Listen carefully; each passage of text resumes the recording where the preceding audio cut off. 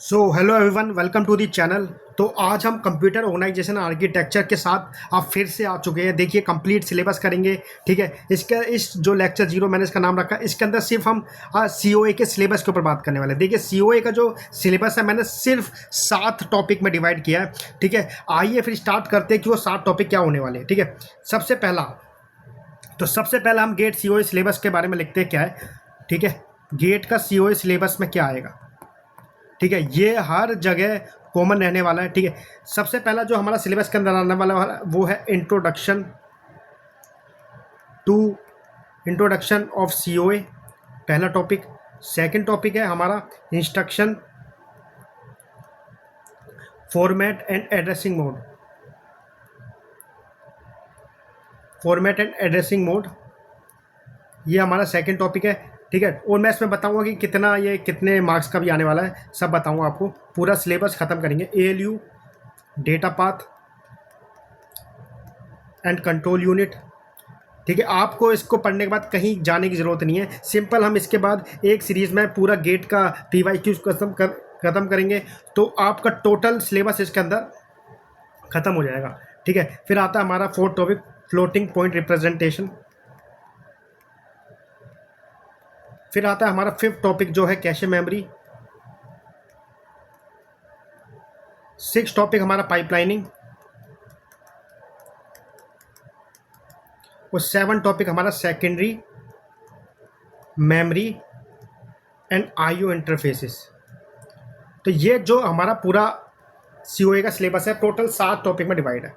ठीक है, तो 7 टॉपिक के अंदर मैं आपको बताता हूँ इंट्रोडक्शन ऑफ सीओए से लेके कितने कितने मार्क्स का ये आता है। ठीक है, देखिए, इंट्रोडक्शन ऑफ सीओए और इंस्ट्रक्शन फॉर्मेट एड्रेसिंग मोड और ALU data path and control unit, इसमें अभी तक जो देखा गया टोटल हमारा 3 to 4 मार्क्स का गेट में आया है। ठीक है, मैं इसके और तो सारे पीवाईक्यूज कराऊंगा, आप डोंट वरी, आप उसकी चिंता ना करें। ठीक है, फिर हमारा आता है फ्लोटिंग पॉइंट रिप्रेजेंटेशन। इसमें से जो हमारा 1 से 2 मार्क्स का आया हमारा फ्लोटिंग पॉइंट रिप्रेजेंटेशन। ठीक है, फिर हमारा जो है कैशे मेमोरी और पाइपलाइनिंग, इसमें से जो टॉपिक आया है वो है 5 to 7 मार्क्स। सबसे ज़्यादा जो स्कोरिंग सब्जेक्ट है, जो सबसे ज़्यादा स्कोरिंग यूनिट्स है, ये दोनों है, कैशे मेमोरी और पाइपलाइनिंग। ठीक है, और उसके बाद जो सेकेंडरी मेमोरी है उसमें सिर्फ 2 मार्क्स का आया है। तो आप देख सकते हो जो सबसे ज़्यादा मार्क्स कैरी कर रहा है वो कैशे मेमोरी और पाइपलाइनिंग में। ठीक है, क्योंकि जो हमारा सेकेंडरी मेमोरी और आईओ है वो वापस से ओएस में मिक्स करके आ जाता है सीओए का, लेकिन मोस्टली जो आता है वो कैशे मेमोरी एंड पाइपलाइनिंग से सीओए में वेटेज रखता है। ठीक है, बाकी आप 7 यूनिट के हिसाब से हम ये टॉपिक को पढ़ने वाले हैं। अब पहले हम इसके अंदर अब डिफाइन कर ले कि इसके अंदर 7 जो हमारी यूनिट है वो स्टार्ट कैसे होती है। ठीक है, तो सबसे पहले हम देखते हैं इंट्रोडक्शन, जो हमारी फर्स्ट यूनिट है, इंट्रोडक्शन ऑफ सीओए। इसके अंदर क्या क्या आता है। ठीक है, इंट्रोडक्शन ऑफ सीओए के अंदर सबसे पहले जो आ रहा था हमारा, उसके अंदर इंट्रो ऑफ सीओए, जिसके अंदर सिर्फ हम सीओए के बारे में जानेंगे क्या क्या होता है। ठीक है, फिर जो हमारा सेकंड टॉपिक आता है वो आता है, ठीक है, पहला इंट्रोडक्शन, फिर आता है इसके अंदर कंपोनेंट्स ऑफ कंप्यूटर। तो कंप्यूटर के कंपोनेंट्स कौन कौन से होते हैं, जिसके अंदर हम सब जानेंगे। देखिए, सब जानने वाले हैं कि कैसे हमारी मेमोरी और जो हमारे रजिस्टर है, सीपीयू, ये कैसे कैसे काम करता है, ये सब मैं आपको बताऊंगा। ठीक है, थर्ड आता है हमारा टाइप्स ऑफ रजिस्टर्स। ठीक है, फोर्थ आता है हमारा इंस्ट्रक्शन साइकिल्स। ठीक है, कितनी साइकिल्स आती है, ये सब हम इस वीडियो में जानेंगे। ठीक है, फिर आता है हमारा मेमोरी कॉन्सेप्ट, कि हमारे कौन कौन से मेमोरी कॉन्सेप्ट है, सिर्फ बेसिक। ठीक है, क्योंकि इंट्रोडक्शन ऑफ सीओए पूरा डिटेल में हम लास्ट 7 यूनिट है जो उसकी कैश मेमोरी और पाइपलाइनिंग, उसमें सब जानेंगे। उसके बाद आता है हमारा बाइट एंड वर्ड एड्रेसेबल। ठीक है, थोड़ा थोड़ा जो टॉपिक है वो हमारा ओएस से भी रिलेटेड है, बाइट एंड बस एड्रेसेबल। फिर आता है हमारा सिस्टम बस। फिर आता है हमारा बाइट ऑर्डरिंग। ठीक है, जिसके अंदर हम बाइट को कैसे ऑर्डर करते हैं, इसमें little and big Indian method. ठीक है, तो ये हमारा पहली यूनिट जो हमारे इंट्रोडक्शन ऑफ सीओए, इसके अंदर सबसे पहले हम इंट्रोडक्शन पढ़ेंगे सीओए का, फिर components of computer, types of register कितने तरीके के होते हैं, ठीक है, उसके अंदर इंस्ट्रक्शन साइकिल क्या होती है, memory concept, byte and word addressable क्या होते हैं मेमोरी के अंदर, फिर सिस्टम बस कैसे काम करती है, एड्रेस बस कैसे काम करती है, बाइट की ऑर्डरिंग कि लिटिल और बिग इंडियन में कैसे लिखा जाता है, ठीक है। फिर आती है हमारी सेकेंड यूनिट, ठीक है, जो सेकेंड यूनिट है हमारी जिसका नाम है introduction, format and addressing modes,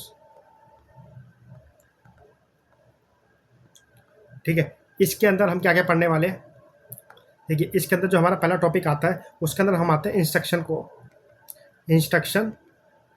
concept, फिर आता है हमारा मशीन इंस्ट्रक्शन कि मशीन की क्या क्या इंस्ट्रक्शन होती है, ठीक है, और हम एड्रेस और डेटा को कैसे लेके जाते हैं, इंस्ट्रक्शन और डेटा को कैसे ले जाते हैं उसमें, फिर इंस्ट्रक्शन फॉर्मेट क्या होता है इंस्ट्रक्शन लिखने का, फिर आता है हमारा एक्सपेंड करेंगे हम ऑप कोड टेक्निक को, ठीक है, ऑप कोड टेक्निक, फिर आता है हमारा एड्रेसिंग मोड कॉन्सेप्ट, ठीक है, 2 3 4 5, ठीक है, मोड्स कॉन्सेप्ट, फिर हम आते हैं टाइप्स ऑफ एड्रेसिंग मोड, कितने तरीके के हमारे एड्रेसिंग मोड होते हैं,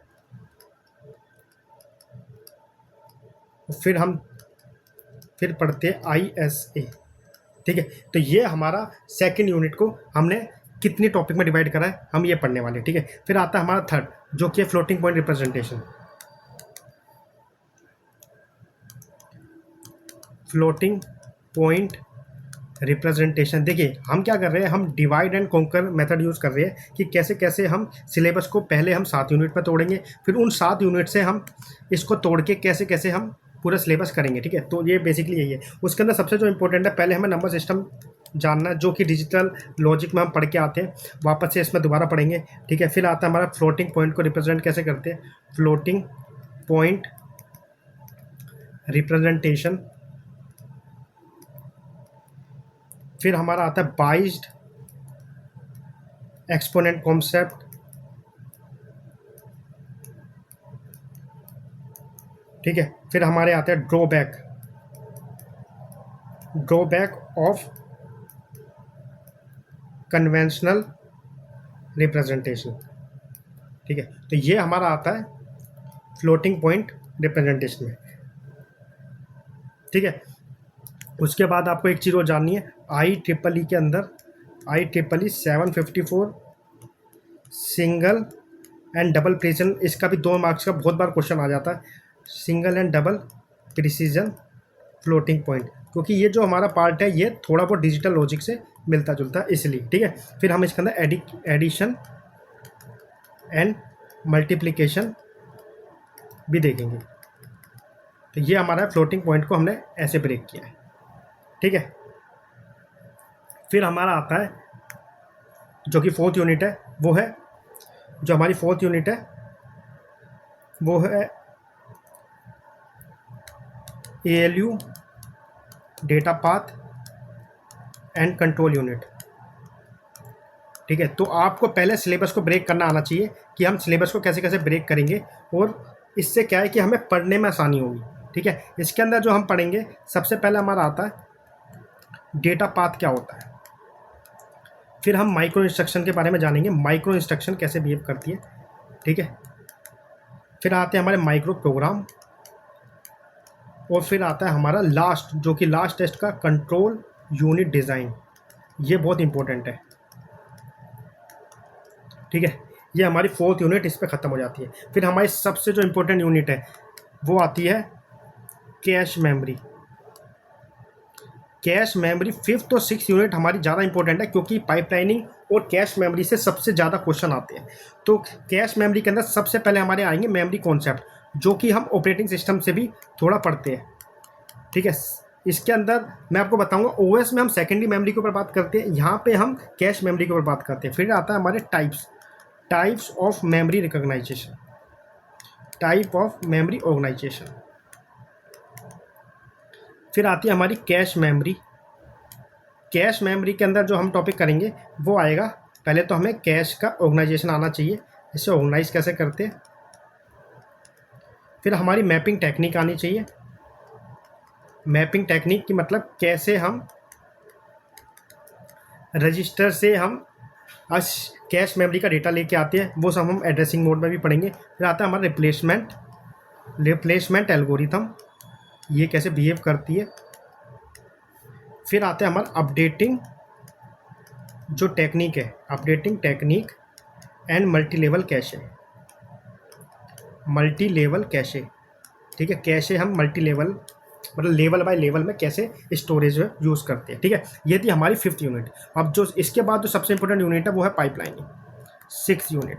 ठीक है, ये दोनों मिला के हमारे 5 to 7 मार्क्स कैरी करता है। अभी सिर्फ आप एक टॉपिक को सुन पा रहे हैं। ठीक है, इसके अंदर कैसे कैसे हम पढ़ते हैं, जैसे जैसे ये टॉपिक हम पढ़ने पे आएंगे तो आपको सब पे टिक लगाते चलना है। आपको पढ़ने का क्या करना है, ये पूरा सिलेबस को एक जगह लिख लेना है, फिर इन सबको टिक लगाते जाना जब जब आपका सिलेबस पूरा हो जाए। ठीक है, पहला आता है पाइपलाइनिंग कॉन्सेप्ट, फिर आता है हमारा पाइपलाइनिंग के टाइप्स क्या क्या है, फिर आते हैं हमारे परफॉर्मेंस इवैल्यूएशन,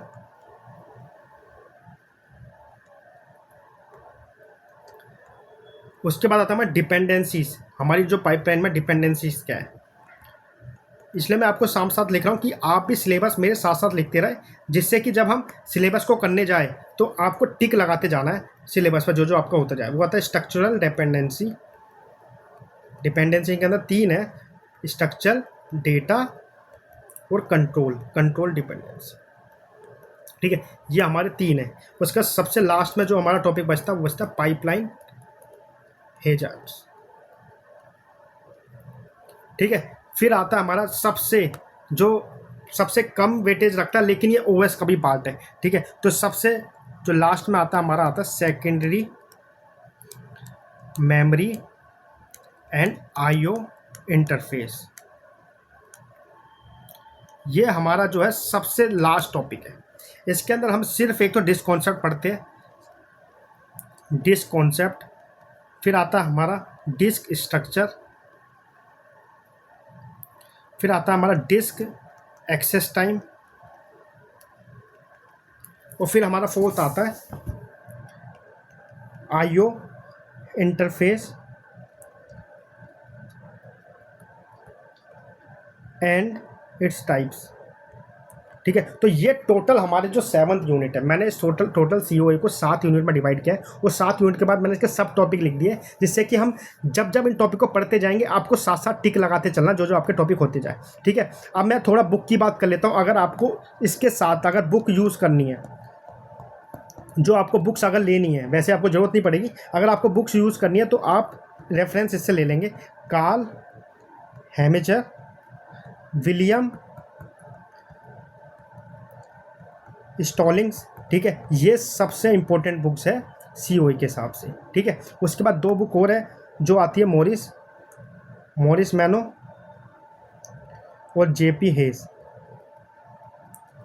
ठीक है, तो ये टोटल आपका सीओए का सिलेबस, और सीओए में आपको कौन सी बुक लेनी है आप ये कर सकते हो। ठीक है, इसके बाद हम सिलेबस को स्टार्ट करेंगे। ये हमारा सिर्फ लेक्चर 0 था, सिर्फ सिलेबस डिस्कशन, अभी हमारा सिलेबस स्टार्ट नहीं हुआ है। ठीक है, तो आई होप आपको सिलेबस समझ में आया। और टोटल 7 यूनिट में हमने डिवाइड किया है। टोटल इन 7 यूनिट के हिसाब से हमने बता दिया। सबसे ज़्यादा जो वेटेज रखता है वो रखता है कैशे मेमोरी एंड पाइपलाइनिंग। ठीक है, उसके बाद वेटेज रखता है addressing format and addressing mode. ये हम अगले लेक्चर में करने वाले हैं। देखिए, आपको सिर्फ ये सीक्वेंस में सिलेबस करना है। वेटेज आपकी कैशे मेमोरी पाइपलाइनिंग है। स्टार्टिंग में पाइपलाइनिंग कैशे मेमोरी आपको समझ में नहीं आएगी, तो आपको एक के बाद सीक्वेंस में चलना है। ठीक है, आई होप आपको ये वीडियो पसंद आई होगी। सिर्फ सिलेबस के ऊपर बात की है। अगले लेक्चर में प्लीज़ आप अगले लेक्चर के सीक्वेंस को फॉलो करें और ये कंप्लीट करें सीओए का। ठीक है, तो thank you so much guys आपका इस वीडियो में आने का। तो मिलता हूँ आपको अगले लेक्चर में।